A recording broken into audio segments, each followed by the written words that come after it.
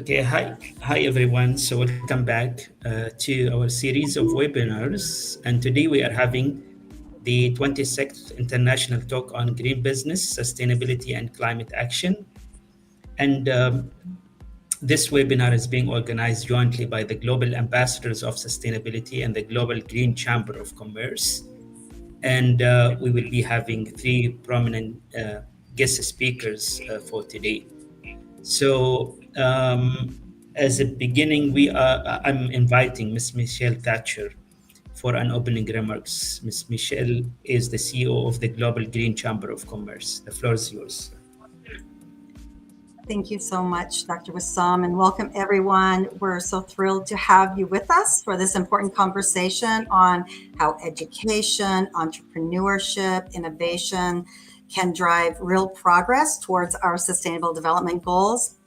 Our first speaker, Dr. Safa, will explore the transformative role of social enterprise in tackling systemic challenges and reshaping economies, especially across the MENA region. And then next we will hear from Dr. Norasikin, who will share how Malaysia is embedding sustainability into education, showing us how classrooms and language learning can prepare climate-ready citizens and connect students to those green job pathways, which we at the U.S. Green Chamber and Global Green Chamber really appreciate.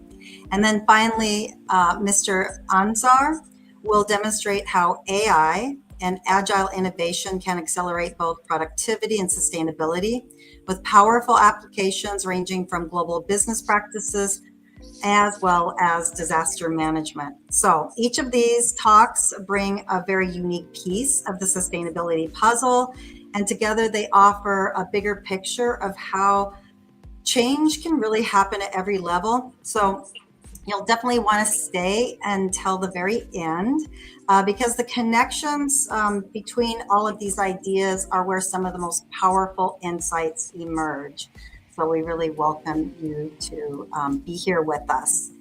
And I also want to say that there's a certificate that we present at the end as well that you can download. And so again, you'll want to stay for that as well. Reminder that the 27th International Talk will be on Thursday, October 2nd. So please mark your calendar. And we haven't done this for a couple of months, so I wanted to do an interactive project. We are all about taking action with this team and group. And so with the Global Climate Pledge, and I give Constance huge credit for getting out and promoting this really useful tool. So we have the QR code, but feel free to pull out your phone. The pledge, we're really wanting to get 2 billion climate change makers. So you're going to take a commitment. There's resources on the page, be part of that community as a whole.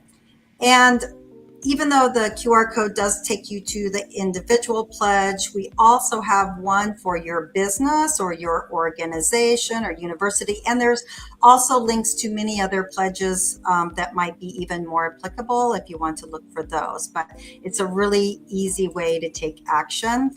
And the reason that a pledge is so important because people who make that pre-commitment to that action have an 80% probability of actually sticking to their commitments, which I know that we all need to do. So whether you're watching us live right now or you're watching the recording, please just take a moment to make that commitment. And here is the QR code. I want us to take a moment. There's so many of us that right here, right now on this call that are experiencing war, famine, disasters, personal challenges in their own life. And I want us to take a moment of silence to give peace, love, and kindness to each of you and to the community as a whole.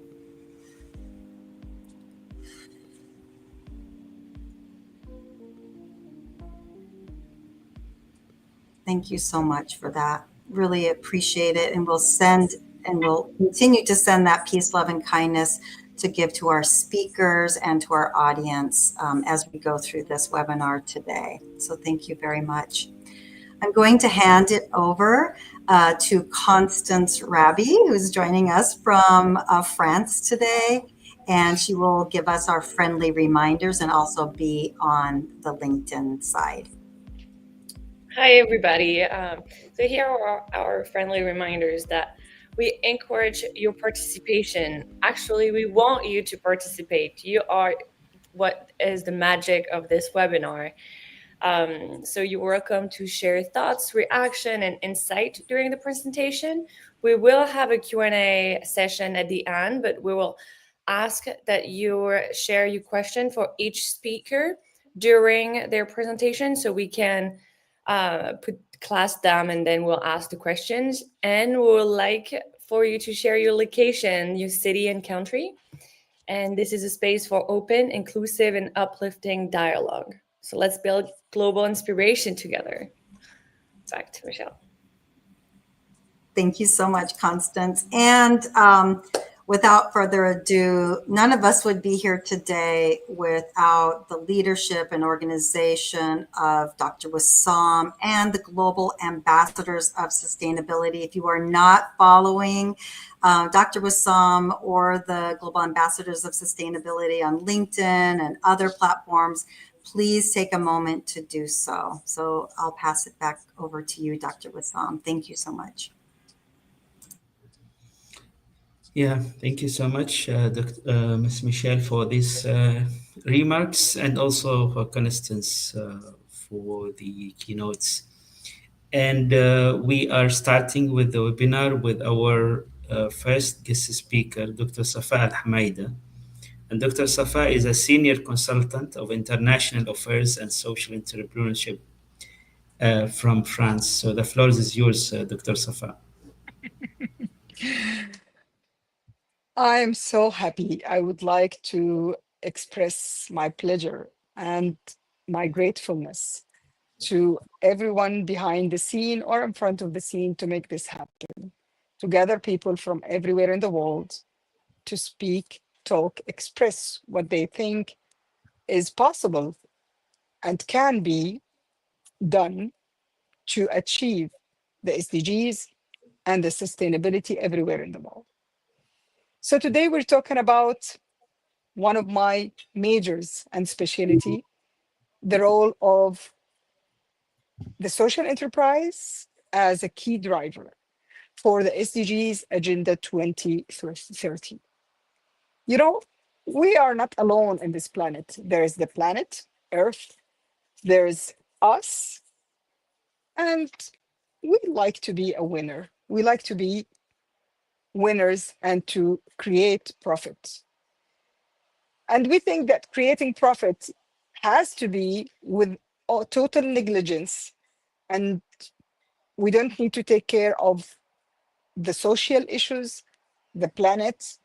This is what we thought. Maybe people thought that a long time ago. And we quickly understood that things cannot continue to be though. So Constant will be helping me because I couldn't upload my my presentation from my end. So Constance, can we go next?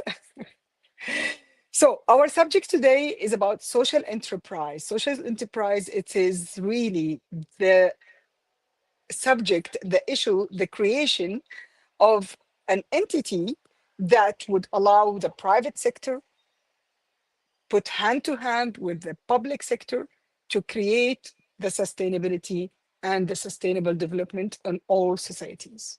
It's where people, planet, create prosperity with total respect of the environment and with totally driven by the social issue, by the respect of the planet, and achieving the SDGs of the United Nations 23. Next. So let's just have a quick look about the social enterprise, knowing that maybe most of you here know about it, heard about it at least.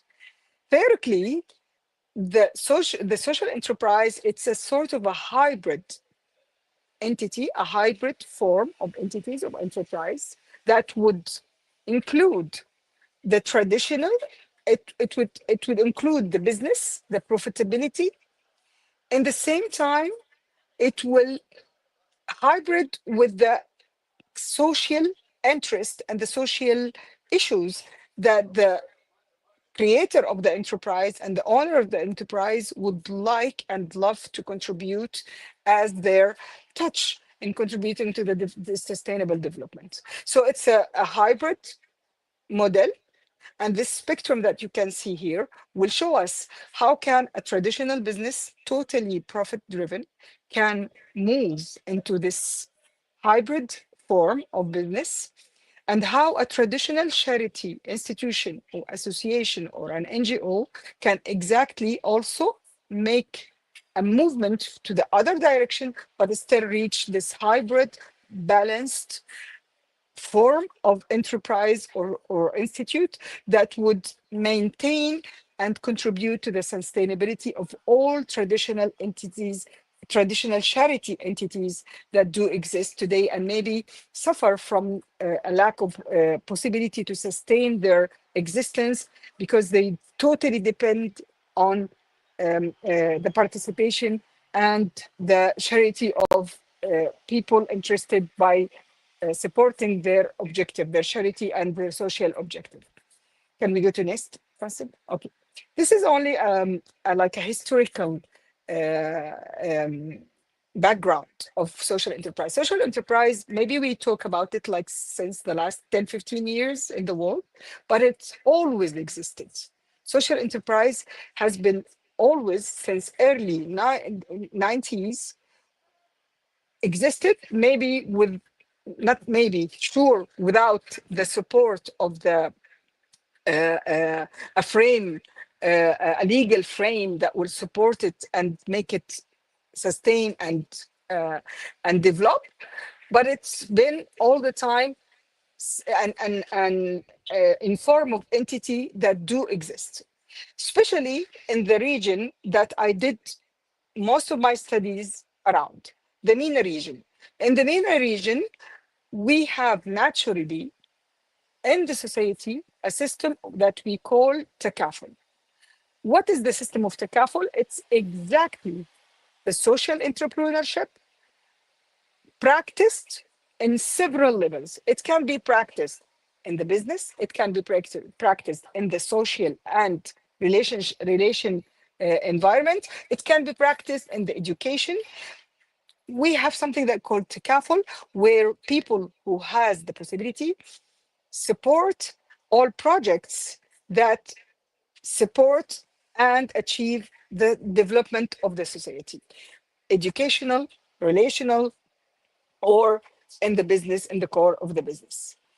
It's not it's not before the 2010 that in the early 2000 we started talking about a frame, a legal frame to an existence of the social enterprise.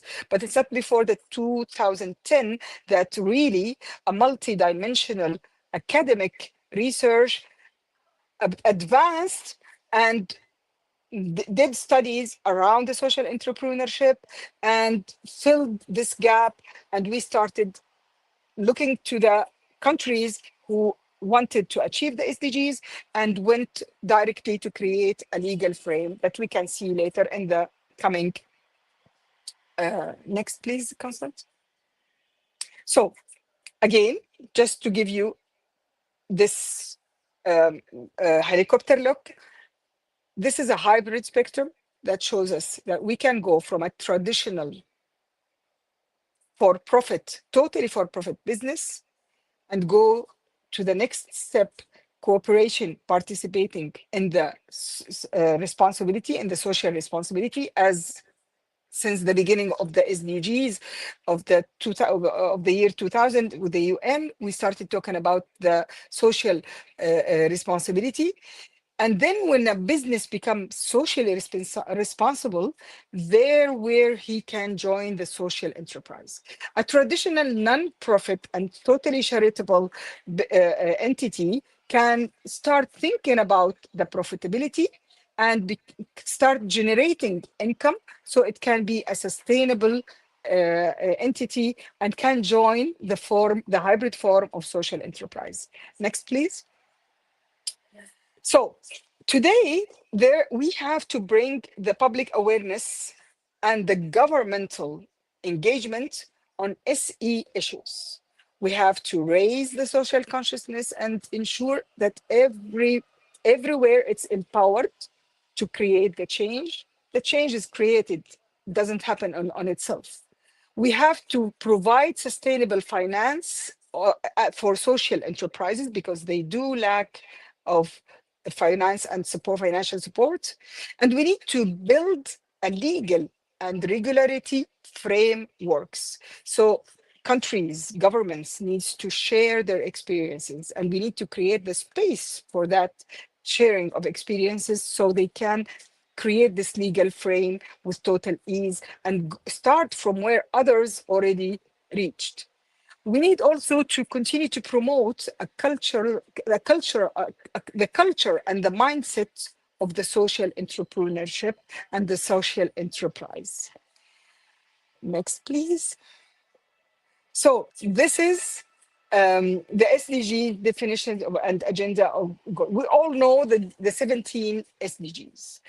Let's have a look of the impact and the presence of the social enterprise in these 17 goals. Social enterprise exists in the top covered SDGs are SDG number 12, number 10, number 8, 4, and 11. As you see in this slide, the bottom three covered SDGs is number 17, 16, and 14.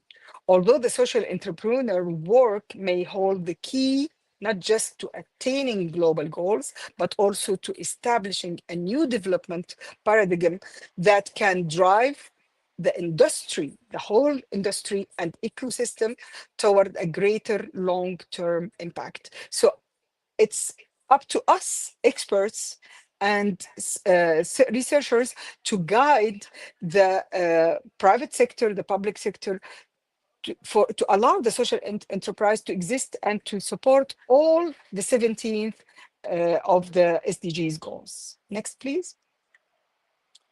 So how can we do that? How and social enterprise can be the solution or can be really a driver in the achievement of the SDGs?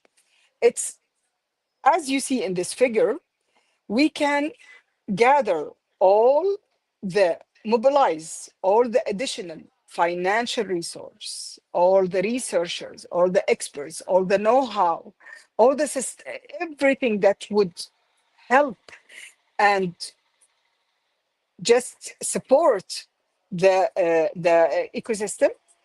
We need to make it all aligned in a way that will absolutely support and help achieving the social SDG, the social goal that the enterprise choosing. The creator and the founder of the enterprise would choose it. And then we can go really and reach this achievement and have a real social impact. And SDG alignment enable better utilization of each resource.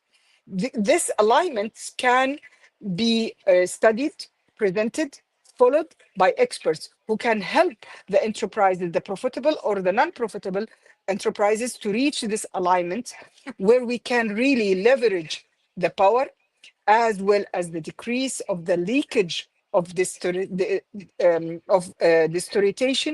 in resource transmissions channels and improvement and reasons quality for higher sustainability impact. If we want that impact to be real, to be powerful, we need to create this alignment, and this alignment only specialists of the social enterprise can help and give the plan for the enterprise to create this alignment. Next, please. The social enterprise and the 5 Ps, what I call 5 Ps that shape the SDGs: people, planet, prosperity, peace, and partnership. And this is the 5 Ps that really shape the SDGs. Without one of these Ps, we're not achieving the SDGs. We're not really living and creating the sustainability and the sustainable development. The social enterprise really can be created, can be a key driver, can be a support in all kind of these 5 Ps. The term sustainable entrepreneurship refers to a business-driven approach to sustainability that focus on improving both social and economic value and what we call the shared value. Its goal is to highlight the advantage that come with implementing sustainable enterprise. Next, please, Constant. We have 6 lessons of the last decade delivered to us how a social innovation can help deliver the SDGs. First lesson is that a social innovation have a significant collective impact through forming strong relationship. We cannot stop innovation. We need to even invest in the social innovation. How can we invest in the social innovation if we do not allow social enterprise to exist, to have the experience, and to go through the development of this form legally, socially, and economically? We learned also that technology is used by social innovators as a facilitator and equalizer. And today, with AI, with all the possibility of calculation, of measurement for the social impact or for the economic and profitable side, we can use the technology to help the social innovation to develop and to make it much more easier for enterprises or NGOs to reach this hybrid form of enterprise as a social enterprise. The finding of social innovators needs to evolve. How? We need fund, we need money, we need also to have more people interested and to bring awareness to the public, government, private sector, and to, to the next generations, to the coming generations who will benefit and really create this issue to achievement.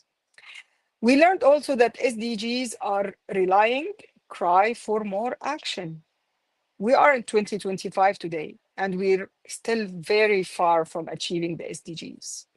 And we all know that it will not be achieved in the frame time that it has been created for. And we're looking for creating better solutions, but SDGs are crying for actions. And it's time today to take actions and to create something to gather experts around social enterprise and to put this knowledge, this innovation on the accessibility to all the private sector, public sector, to call for the support of a public sector and governmental issues, so we can create the legal frame that would encourage all the members, all the partners in the private sector to give it a try, to try to create this social impact in their societies. We learned also that social innovators demonstrate that system change is possible. Nothing is impossible. Everything is possible. And we know what we need now to create the change. First of all, take an action, awareness and action.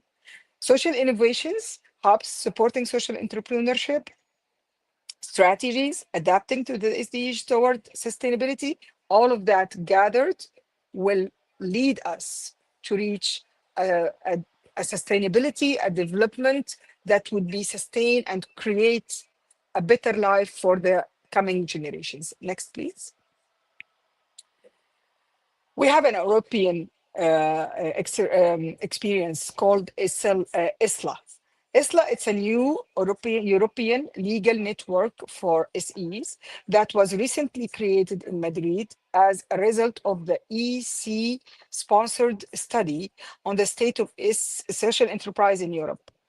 And that brings together all law firms, legal experts, and academics who specialize in all aspects of the law as it applies to SEs. Its goal is to promote a better understanding of the relationship between law and SE, as well as to support the development and growth of SE throughout Europe.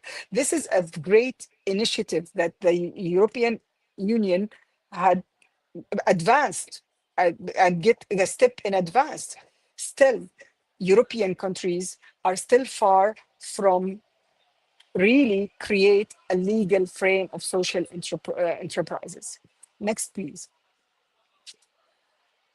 In the US also, we have a sort of a recognition of the social enterprise. So if we can just compare quickly between European and US model, we can see quickly in this slide that it has some difference, like the recipient involvement is very limited in the United States, but it's very common in Europe.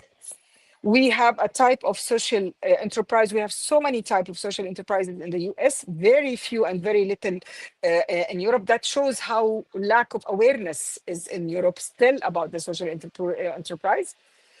In the United States, the social enterprise emphasized the revenue generating, as it is a capitalism country. And in the European, it's always emphasized the social benefits. Among other comparative study, we can tell that it depends from the region. Let's go to the region that we are more concerned. So next, Constant, or my study concerned, the MENA region. You can tell that the social enterprise grow over years and went from a non-existing totally to more existent in the MENA region. The next slide, please. Dr. Safa, sorry, you have 3 minutes, please. Okay, let's wrap up the social enterprise. Let's go to the next one. So I can wrap up my presentation. So MENA is a transforming, moving away from the oil industry and diversification of the focus of entrepreneurship and innovation. The MENA region is adapting governmental across the region started initiatives such as investment funds, acceleration, and others. This demographic, social, and economic perspective on how new social enterprise could contribute to restoring stability in the MENA region. I think that the social enterprise is totally a needed, it's totally needed solution today, and legal frame of enterprise that can bring a real development and a real stability for the whole region. Can we see the next, please? The next. Okay, this is the category of social impact. We have so many social impacts that we can, like political, like prosperity, like all of these kind of impact, and all of this is needed in the social in the MENA region. Let's go to the next slide, please. Next, please. Okay, this is my findings that I will share with you. Beyond the shadow of a doubt, the relevance of a social enterprise in the context of SDGs is important. Social enterprise is a vehicle to achieve the SDGs 10 and 12. A hybrid social enterprise appears to embody the spirit of SDGs 17, partnership for the goals. And in the MENA region, too, especially, there exist more social entrepreneurs than commercial entrepreneurs. The way forward, sustainable social enterprises contribute to economies, growth, and better living standards in the SDGs 8 and 11. Next, please. My recommendation for today would be toward an increasing visibility, the need to set and a clear description of social enterprises and a catalyst for social innovation. Toward an increasing recognition and identification, the need for establishment of a social enterprise legal active framework, improving access to finding a definite need for capital, expanding beyond business, reporting to measure the impact, measuring the social impacts, government support, foster good incubation, management talents, and the capacity development and human capital. Viber's public awareness. A public awareness is the most important. Next, please, and I will. Okay, this is only my last recommendation.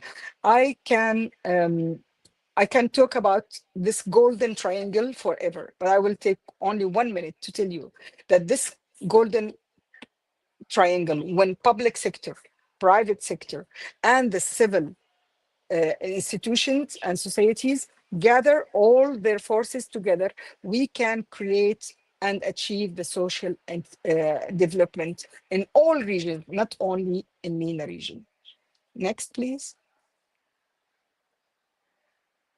Okay, MENA's vision for social enterprise 2030. This is moving social enterprise in form of margin and mainstream. We need to move it from a marginal, from an issue that we just discussed as a luxurious, to the mainstream, and put all the forces together: government, firms, law firms, experts, and all the sectors included, to put hands together to bring it to the mainstream. Thank you, Constant. I think we reached the questions. And by the end of my presentation, I would give the floor to Dr. Wissam, because he has an announcement after this presentation that would, it's an initiative of Gauss to put the social enterprise on the mainstream, not only in MENA region, but in the whole world. Thank you so much for listening. Dr. Wissam.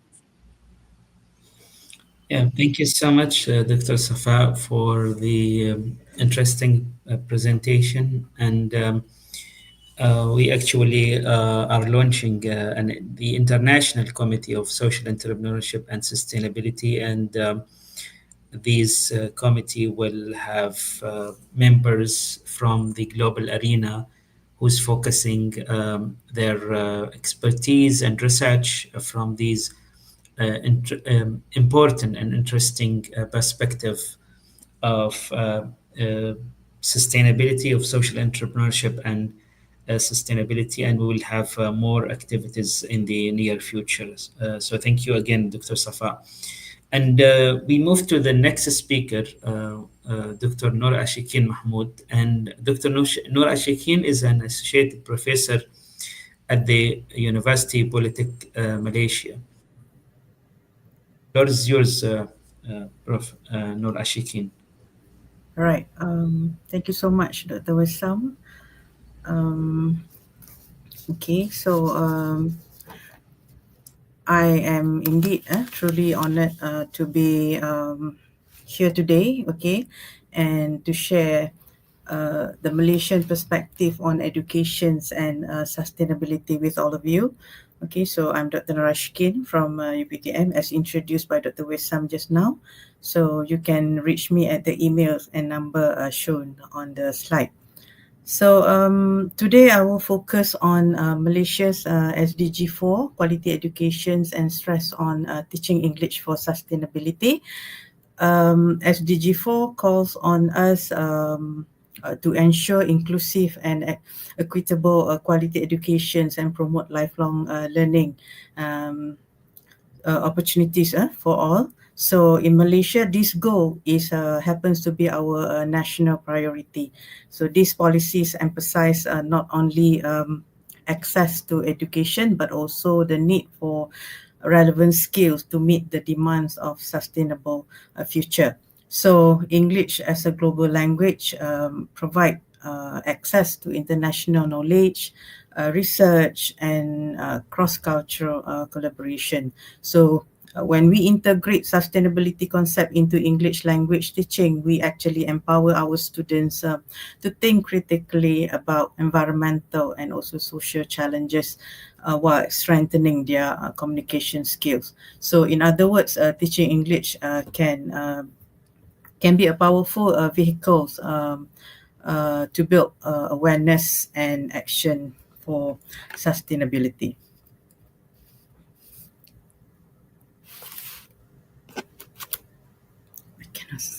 All right. So first, we focus on quality educations in Malaysia. All right.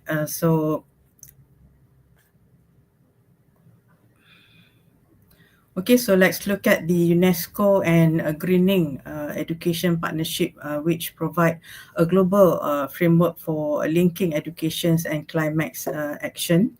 Okay, so first, UNESCO's Education for Sustainable Development, ESD for 2030 roadmap highlights three key pillars. All right, so the first one is transformative learning, which equip learners with values and competencies to create real change, not just acquire knowledge. Second one is the system thinking, okay, which helps students to understand the interconnection between environmental, social, and economic issues. So last one is whole institutions approaches, embedding sustainability across every part of institution, from curriculum and pedagogy to campus operation and also community engagement. Right. So for us in Malaysia, this global initiative guide how we integrate climate literacy and sustainable practice in our education system. So Malaysia. Okay, let's look at Malaysia on the map. So Malaysia is a developing country. Okay, Southeast Asian Federal Constitutional monarchy of 13 states and 3 federal territories divided by South China Sea into Peninsular Malaysia and East Malaysia on Borneo. So it actually borders Thailand, Singapore, Vietnam, Indonesia, Brunei, and the Philippines. So Kuala Lumpur is the national capital and main city, while Putrajaya is the federal administrative. So this country has about 34 millions of populations, and Malaysia is known for its cultural and ethnic diversity, mainly Malays, Chinese, and Indian communities, alongside with indigenous group and multilingual society with over 130 languages. So it's upper middle income economy, driven by manufacturing, services, tourism, and natural resources. So educations, meanwhile, for educations, it consists of 6 years of primary, 5 years of secondary schooling, followed by a pre-university, vocational, and also higher education. So Bahasa Malaysia is the national language and main medium of instruction, while English is considered as the second language and compulsory use at higher education, business, and international communication. So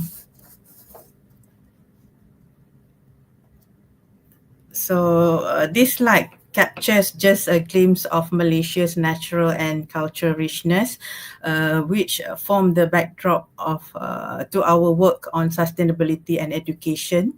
So on the left there, you can see the striking limestone pinnacles of Mulu National Park and unique Rafflesia flower, the world's largest blooms, both iconic symbol of our biodiversity. So below orangutan, all right, remind us of the precious wildlife we strive to protect, particularly in the rainforest of Borneo.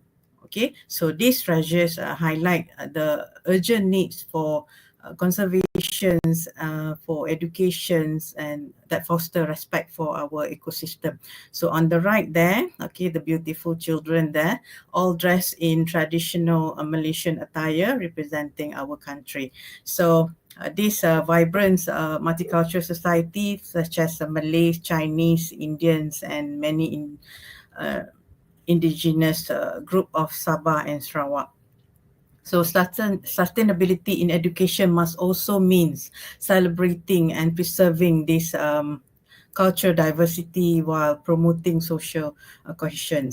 So in the lower center, the skyline of Kuala Lumpur, okay, reflect Malaysia's rapid urban development and growing economy. So balancing economic growth with environmental care and social inclusion is at the heart of our sustainable development agenda. So linking to, if we teach English for sustainability, these images become more than just pictures, right? So they are authentic resources to spark discussion, critical thinking, and project-based learning. So this will help students connect language learning with real issues of biodiversity, cultural identity, and also sustainable cities.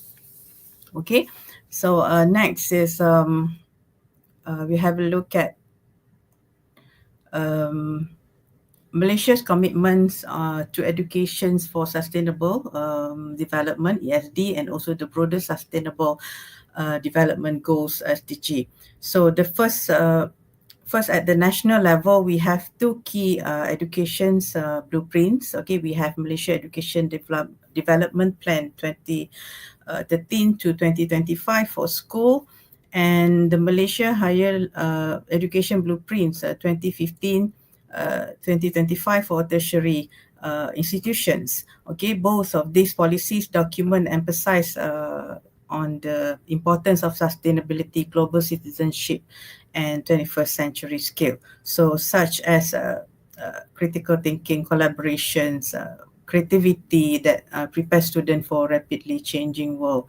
So second one is on the policy alignment. So Malaysia has worked to align this blueprint with UNESCO's Education for Sustainable Development, ESD, for 2030 framework and targets on SDG 4, that is quality education. So this alignment is seen in the way our curriculum integrates sustainability themes in the professional development, training offered to teachers, and also effort to promote lifelong learning opportunities for all. So this policy level commitment is actually ensures that sustainability is not an isolated project but a system-wide approach. So shaping the knowledge, attitudes, and skill of our students from early schooling right through higher education. Okay, so this table is an overview of Malaysia's key initiative and policies action that drive the SDG 4, okay, through Education for Sustainable Development, ESD. So let me walk you through the main players and their roles. So first, the Ministry of Education missions 4.7 pilot focuses on ESD educator training.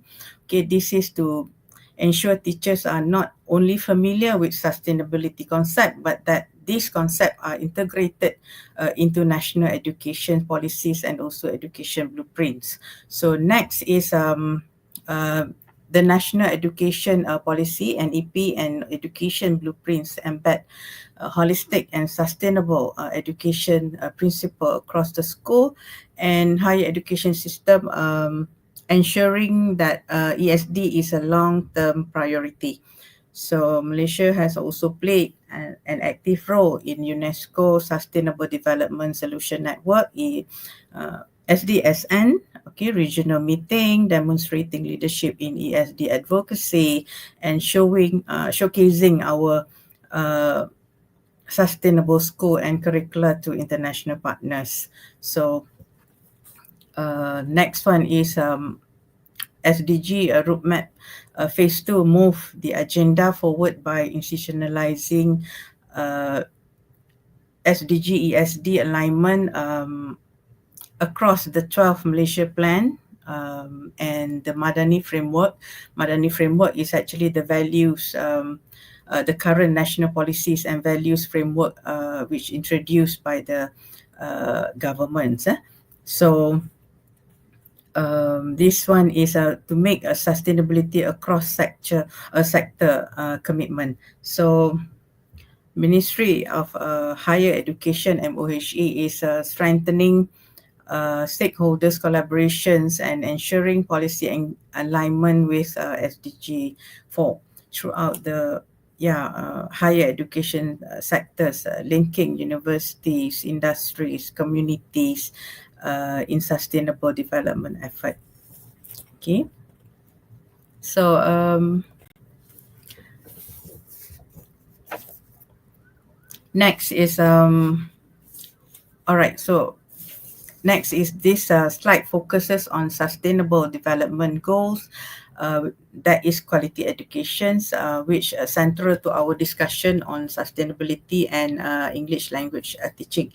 So SDG 4 aims to ensure inclusive, equitable, and quality educations and to promote lifelong learning opportunities for all. So for your information, Malaysia has achieved notable progress in areas such as literacy rates, teacher qualifications. So, however, challenges remain, especially in mathematics proficiency, ICT competencies, and ensuring equitable access to quality education across all states. So, all 13 states in Malaysia. So 7 major targets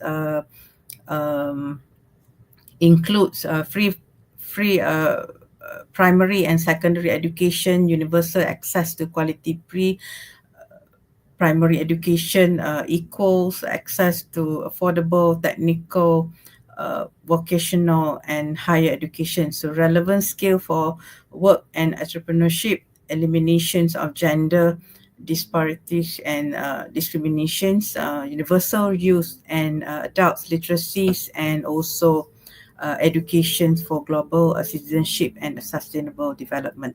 So there's 3 additional targets, and that are safe, inclusive and effective learning environments, more scholarships for students, increasing the supply of qualified teachers. So for Malaysia, these targets guide our national strategies from expanding early childhood education to improving teacher training, and to make sure that educations at every level foster the skills and values needed for sustainable future.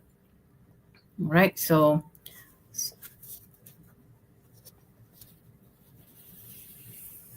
now let's look at the methodology, okay, specifically the UN SDG indicator selected in Malaysia.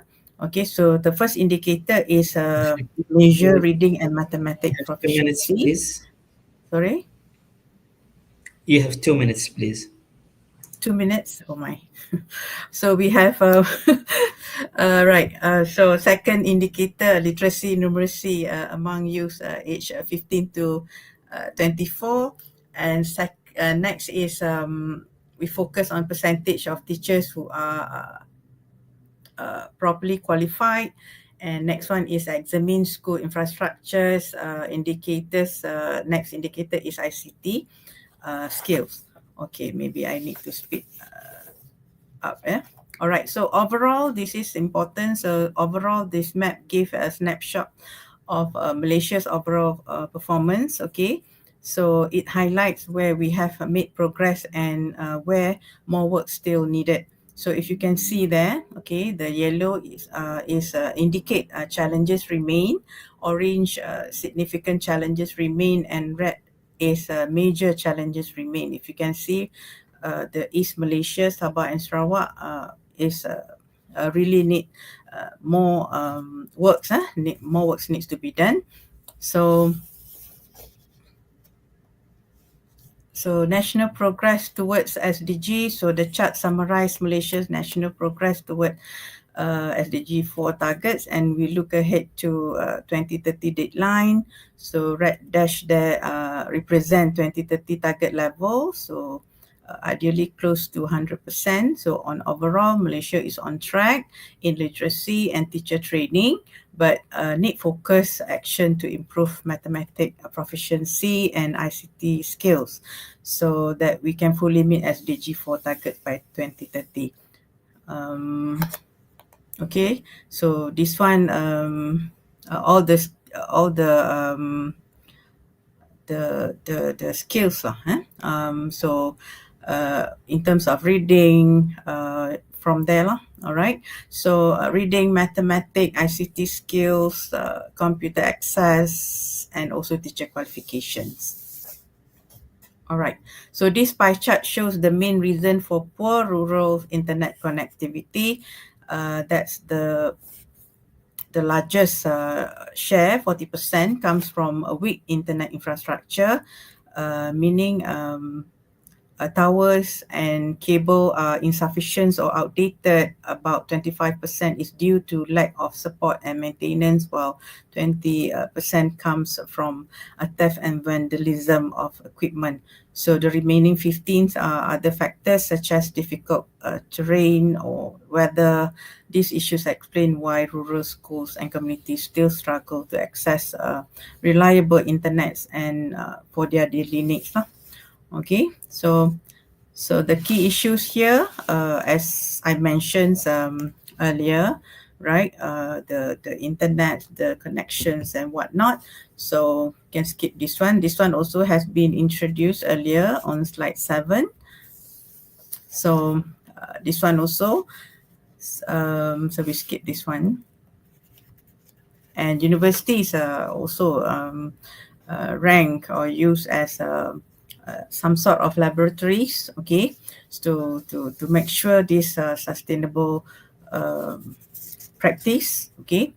And yeah, English it's very important, okay. As I introduced, I went through the slide, so I already relate with how English is important, right?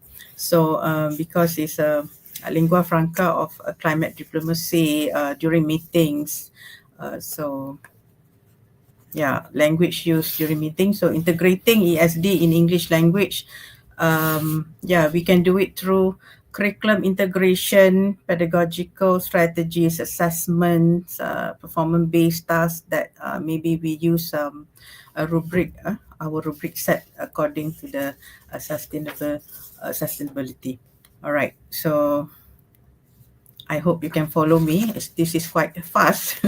All right, so global ESD and ELT research trends. So these are what we in Malaysia are experiencing. So we look at teacher education focus, ELT trends, outdoor and experimental learning rising, recent publications, all towards sustainability. So it shows growing interest in digital tools of sustainability educations and also and opportunities for future research, probably impact of AI-driven language learnings on ESD competencies. So yeah, assessment as mentioned just now earlier.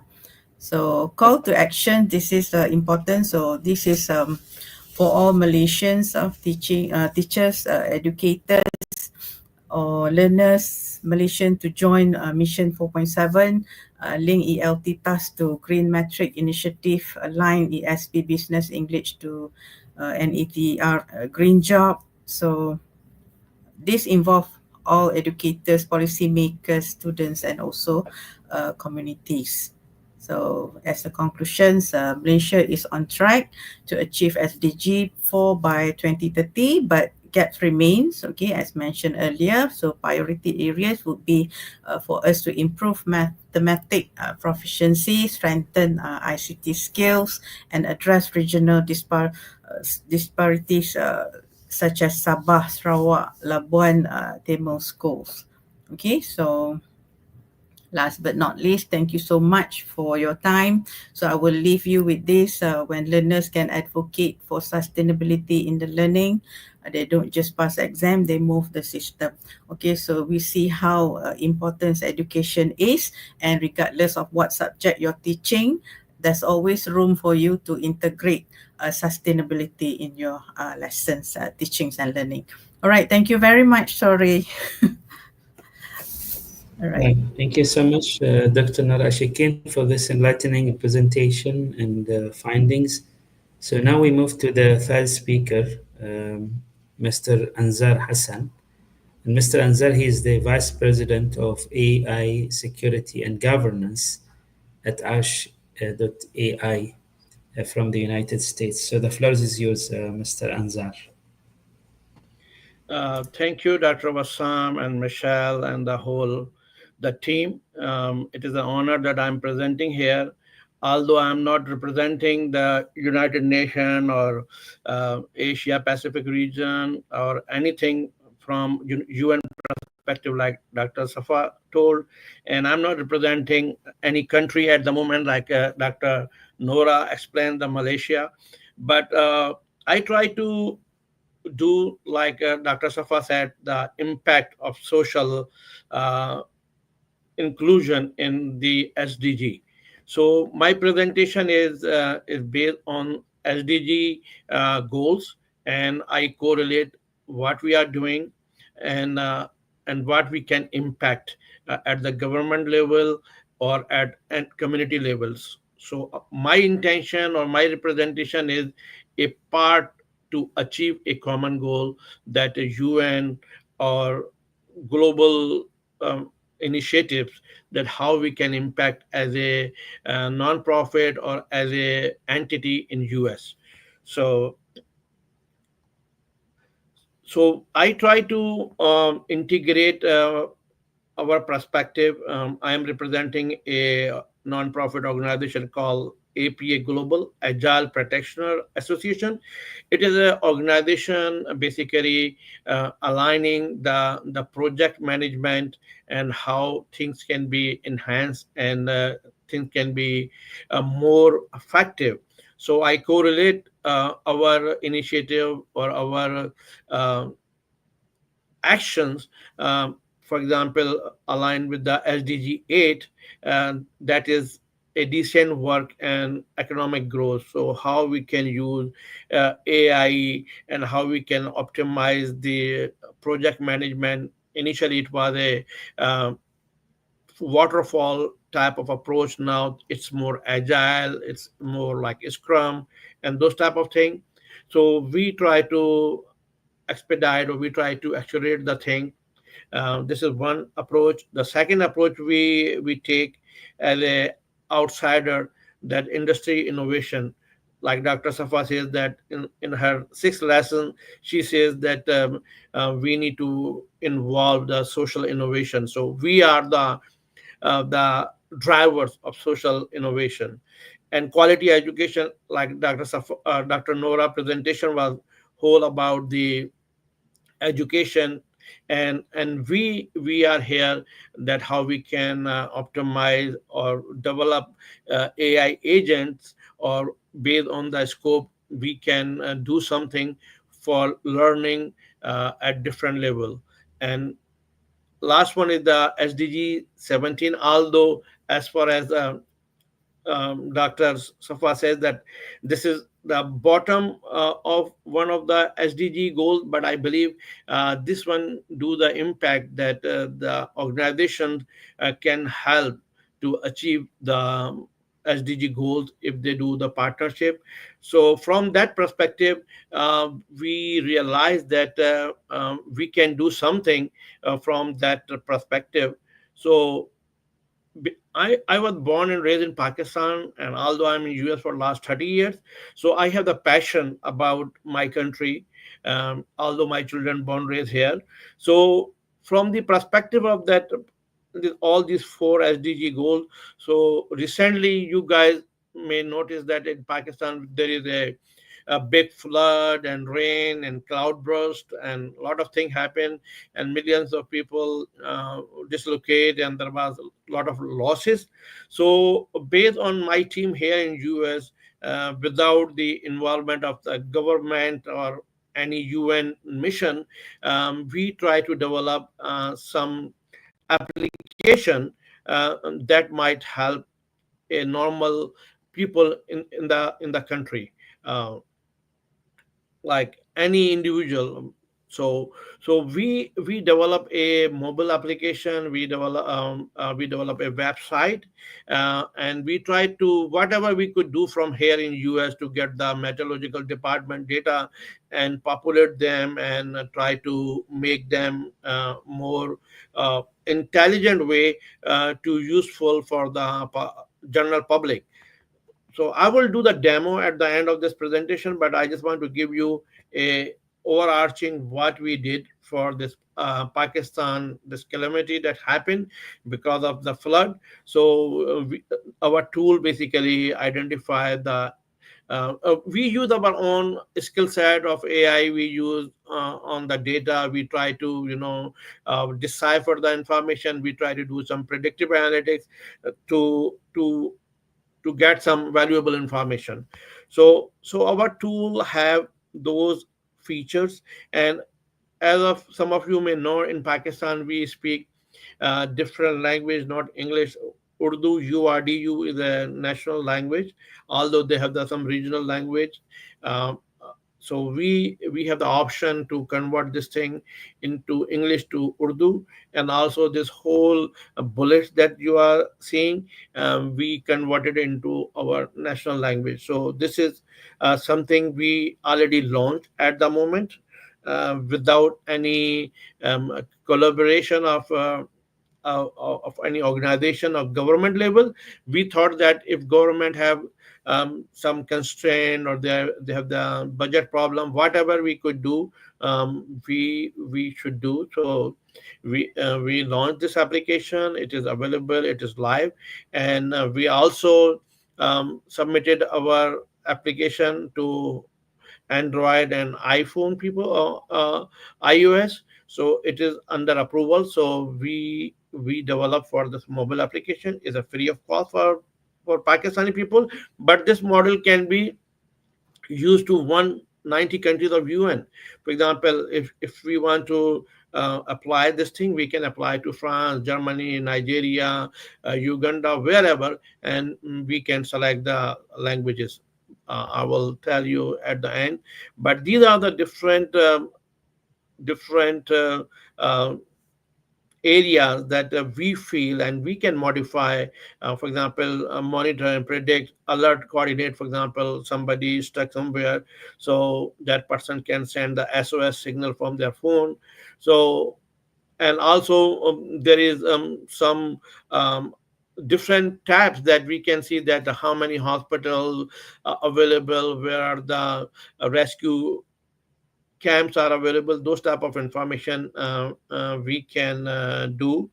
So so this application is not only applicable to Pakistan, it can be to any country, and we are we will be very happy if anybody want this type of service for their own public. So because I have a great passion about the disaster management. Beside my engineering degree and an MBA, I went to MIT for crisis management postgraduate course. So, and born and raised in Pakistan, where the things are not well defined and there was no infrastructure. So I feel that the knowledge and learning might be useful, and I am open and for any discussion, that if anybody want to tweak or modify or give suggestion to improve this tool, we can do this thing. So, and this is just a screenshot of the tool that I was saying. And let me show you uh, the live demo. Can you see my screen?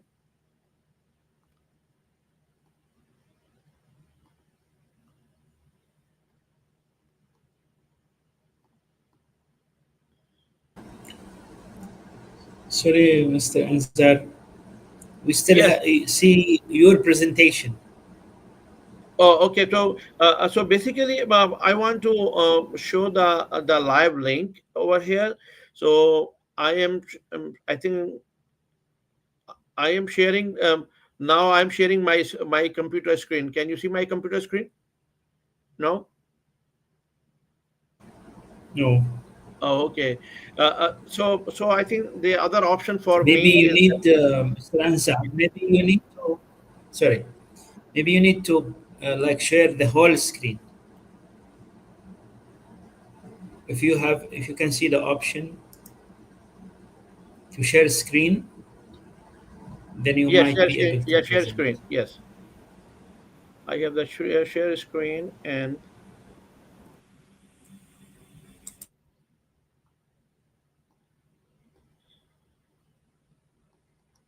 now you can see. I believe you can see. Not yet. Not Yes, yet. not yet. It's loading. Yes, now we can see it. Yeah. Okay, good. Now you can see. Okay. So this application that I am talking about, it is Rescue Pakistan. It has the features, how it works, dashboard, contact, and each step we can go one by one and we can see. Uh, and this can be for any country. So just think like a global way that what we can do for our public people in the remote. Now everybody has a phone, so they have all this thing available in their hand, and in which basically what I'm saying, that these tab that we can change, or we can add something, AI risk prediction, advanced learning algorithm, analyze the weather pattern, river levels, historical data. So if the country have some sort of a department, metal, I believe every country have their meteorological department. I was in Pakistan 30 years back, and I know there is a department, meteorological department, and there is a department called SIPARCO, Space and Upper Space Atmosphere Research Committee, and they have the sensors and they get the information. So we can integrate. We have developed the API to get the data. So in any modern or developed country, we can use this application. And even I am talking to somebody in Norway, and maybe Norway have the more options for us compared to Pakistan, where we can integrate our a tool with them. So we will have a better predictability, a better projection, or better information available. So these are the some tabs, and real time mapping, where we are interactive, the flood zone, and all this happen through the GPS. But again, this all depend whether the data is available. If data is available, we can integrate. If it's not, we can do some high level offline data to give the trajectory what is happening. uh, in Pakistan, we have 1122 rescue dialing, so we can integrate this thing there also. And we also predict, alert, deploy, and track. And this is a web application. We have the team that you can coordinate. Language change to English. And there is the option that, as I said, that in Pakistan we speak different language. So this is in English language right now, but I have the option to change to Urdu language. So this is all the the alphabets and the verbiage in Urdu language. I don't know is anybody here to understand Urdu, but it is some sort of Arabic alphabets, but it is different. So the bottom line is this, that we can change to Language change to English. we can change to any language. And especially, for example, um, it is so detailed, and this all depend how detailed you want. For example, in Pakistan, we have a province called Punjab, Sindh, Khyber Pakhtunkhwa, Balochistan, Gilgit, Azad, Jammu Kashmir, Islamabad. So we have we have the regional thing we can do based on the region, we can do based on the cities. You just tell us what you want, and we can tailor uh, Language change to English. our basically uh, our tool. For example, we can segregate also like a relief camp. And these are the famous cities in Pakistan like Karachi, Lahore, Islamabad, Peshawar, Quetta. These are the very big metropolitan cities. And uh, we can have the data available that is there any relief camps available or not available, or how many available, are they full. So everything based on the input, and it can be manually entered, it can be through the API we have developed, so we can fetch the data and we can populate. So it is based on the cities, based on the region, and also medical facilities. These are the big hospitals in Pakistan. For example, Aga Khan Hospital, Shaukat Khanam, Jinnah Hospital. These are the famous hospitals in big cities. So we can populate this thing in our app, that if there is there any medical facility available or not available, or limited or full. And we can also tell the status of the highways, airport, railways, metro, whether in this region or wherever this person is, the metro is available, or railway is available, or airport is operational. So Mr. Anzan, sorry, can you please conclude in 2 minutes? yeah, yeah, sure, sure. So this is just an explanation that I am trying to give, and this tool have the um, uh, disaster update. We can integrate the information from any source, and we can plug in here, and we have the uh, contact information that if you want any kind of information, your name can be here, or anybody who basically own this application in Uganda or Nigeria or France or Germany or Finland, we can customize everything. So this is in a nutshell, and I know that people are tired, but basically I try to correlate my presentation with previous presenters, and I think it is another lens or view to contribute to SDG. And that's all I have at the moment. And thank you very much. And I'm very excited if anybody have any question for me. Yeah, thank you so much, Mr. Anzar, for this again more interesting presentation and relevant. Yeah, thank you so much. Thank you.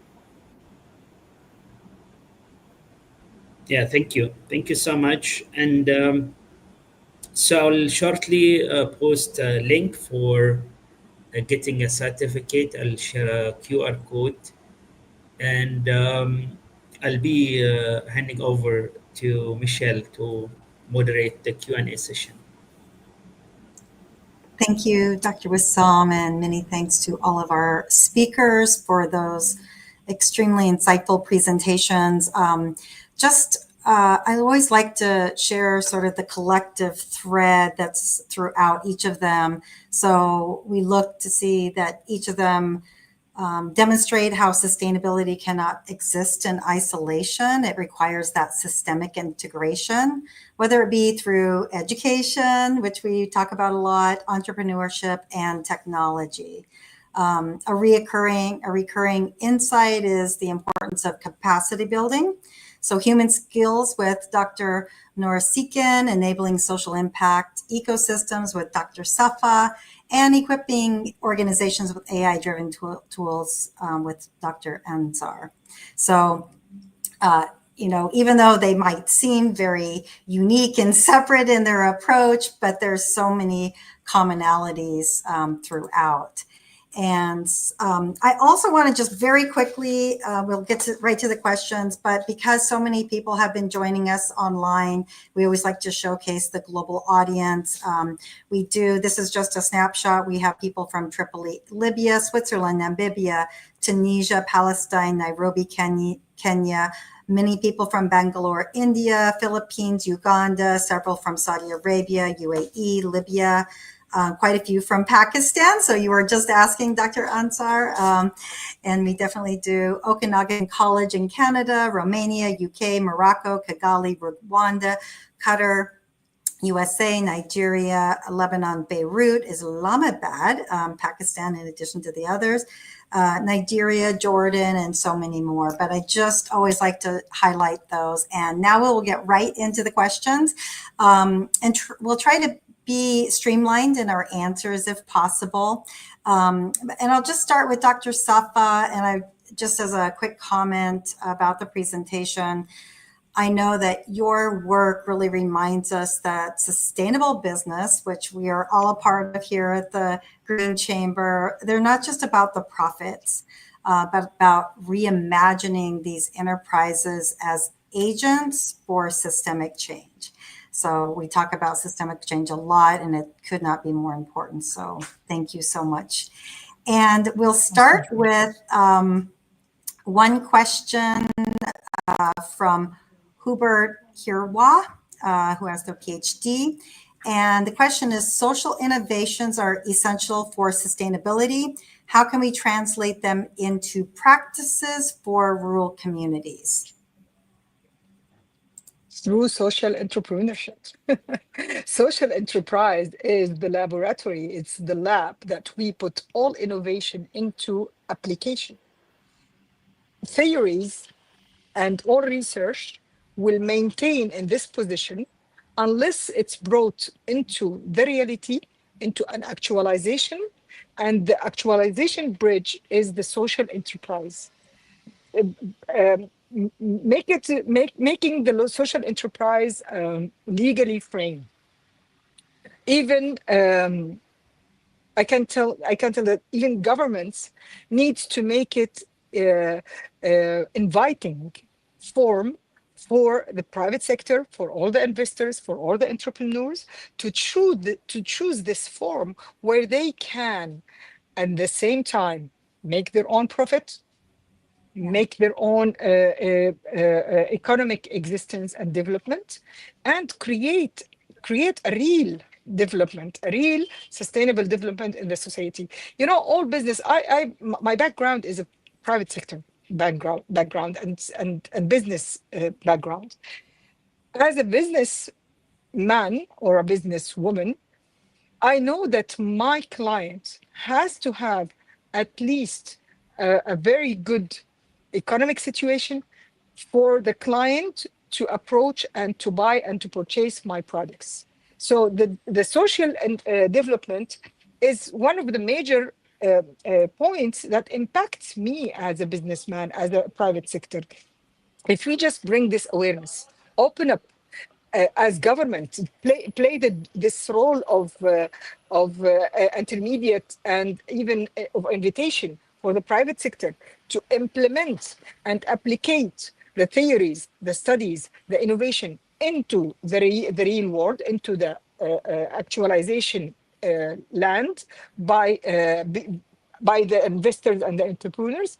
This is the only way that we can really bring this to life, and that the theory become applied, even proved by application. Because theories will stay, innovations will stay innovations unless they become approved by an application and an actualization. For me, social enterprise is the solution.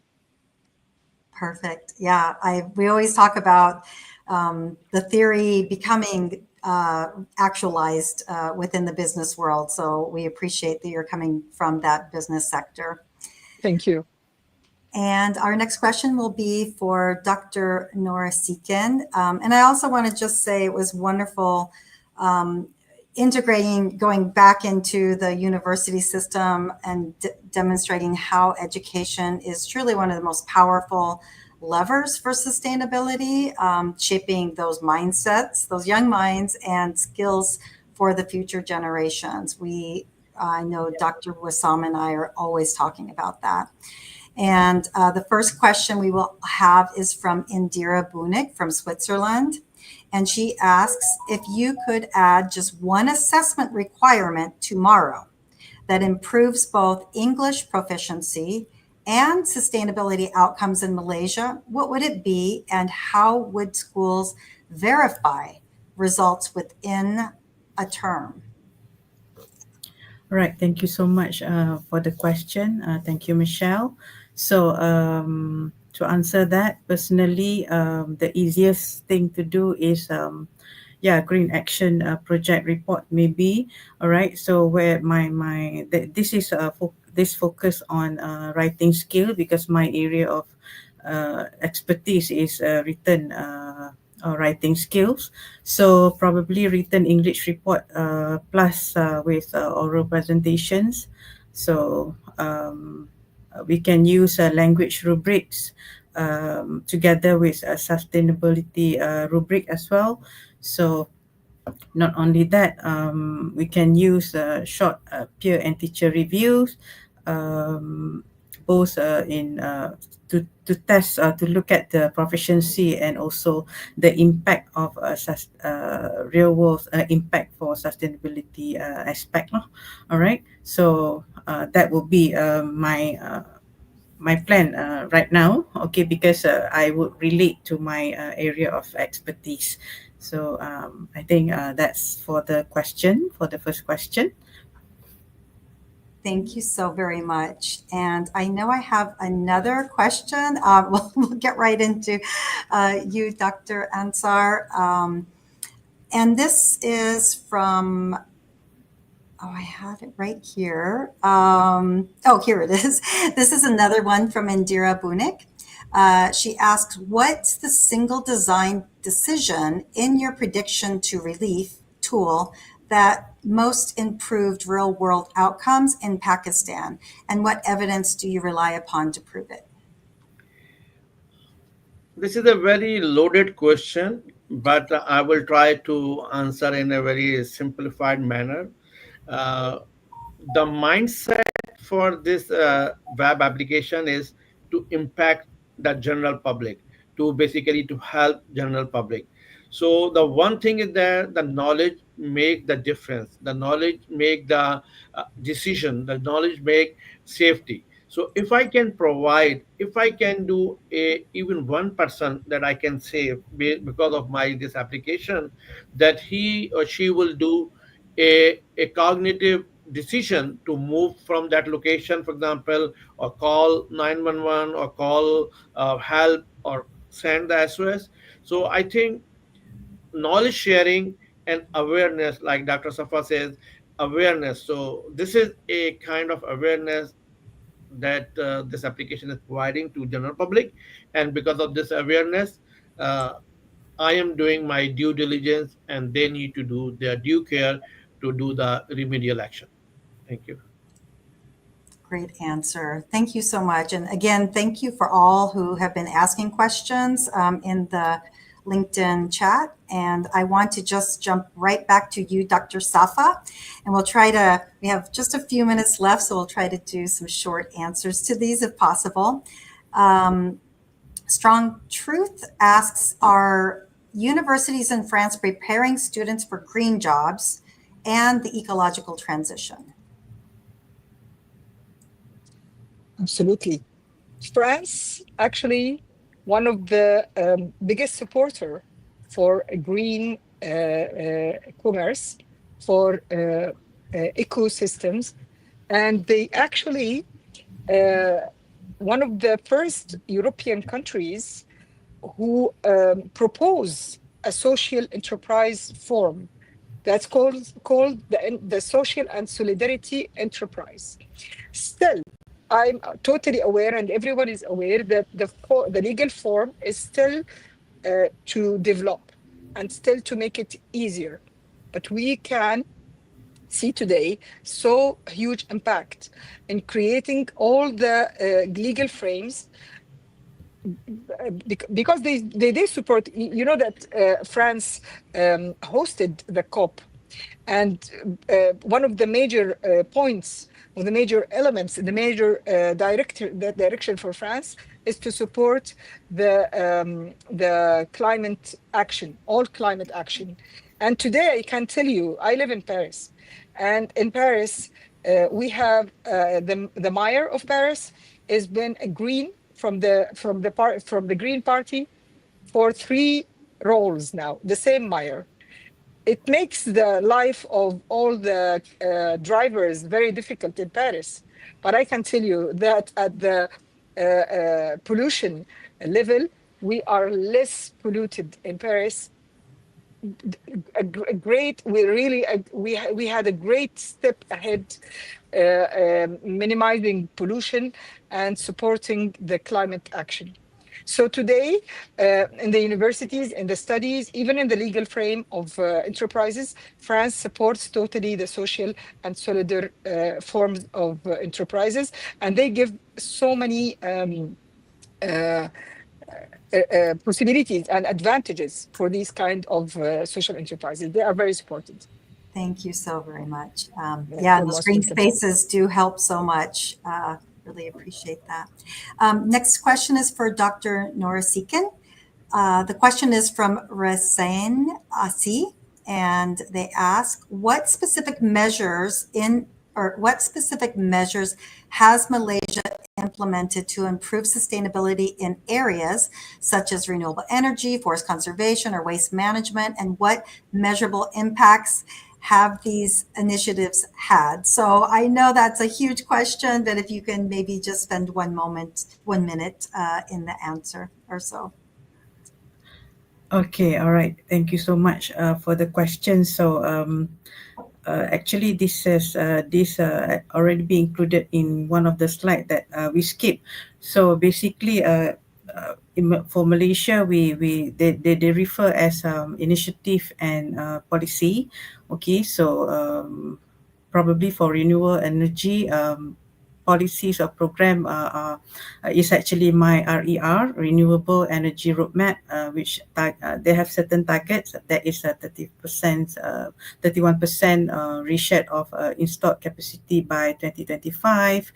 So this NETR 23 is to drive the transition and create about 310 jobs by 2050. So successive larger scale solar LSS tenders also used as one of the initiative, and the impact is Malaysia's solar build